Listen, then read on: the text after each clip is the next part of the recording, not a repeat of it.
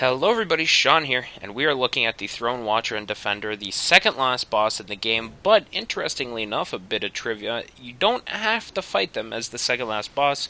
You can actually come down here at any time after getting the King's Ring, and you can fight them then. So you can do this all before the event with the Giants, or you can do it at the very end of the game, where you actually do get a bit of a bonus cutscene if you do them the Throne Watcher and the Defender, and then Nashandra all in one go. Also, something to note, coming into this fight, there are multiple Phantoms that you can bring in with you. Which ones are available to you depend on what NPCs you've talked to throughout the game, and you must have talked to them multiple times at all the locations they appear at. I only had 2 available to me, although from what I understand there's a potential to have 4 different summon signs outside, although I do believe there is a cap on how many Phantoms you can have with you, and I think it's only 2. But you can have multiple summon signs outside this door available to you. The bosses themselves, not very difficult. They're pretty average knights. Their attacks aren't going to be very shocking to you.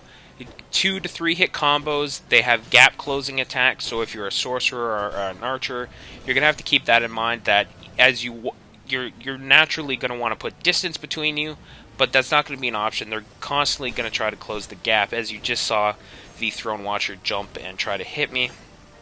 They can also enchant their weapons, which you're seeing now. It's only a temporary enchantment. Think of it more of them applying a resin to their weapon. They're not permanently getting the buff. It's only going to be temporary. And if you're using 100% block shield, it will still block all the damage that they do.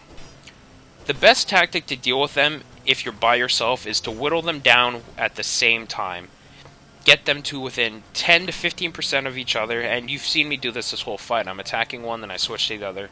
And the reason for this is that they have a special mechanic. When one dies, the other one will continue fighting for about 30 seconds, then go over to its friend. Doesn't matter which one's dead or which one's alive.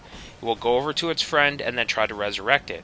If you're by yourself, this is going to be a huge issue, because it's very unlikely you're going to be able to kill the person that's resurrecting the other one, because they get a very big defense boost. So if you're by yourself in this boss fight, it's of the utmost importance that you kill them equally until the very end, where then you can kill the Defender very quickly and then deal with the Watcher, or vice versa.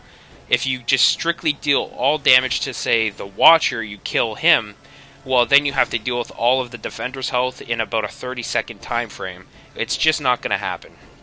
So that is something that if you're going solo, you really have to take account of and plan for, or else you're just going to fail the fight. If you have a group, if you have a couple Phantoms, it really doesn't matter how you go about it, because what will happen is, say you kill the Watcher first, the Defender is just going to get overwhelmed, because now it's suddenly a 2v1, a 3v1. He's going to take so much damage in that 30 seconds. Even if he begins the resurrection process, it's not going to matter, because he's standing perfectly still. He's going to take a lot more damage. So really, the fight's much harder solo, but as with most fights in Dark Souls, if you have some friends, it becomes much easier. But there you go. That's the Defender and Watcher fight. I thank you for watching, and we'll see everyone next time.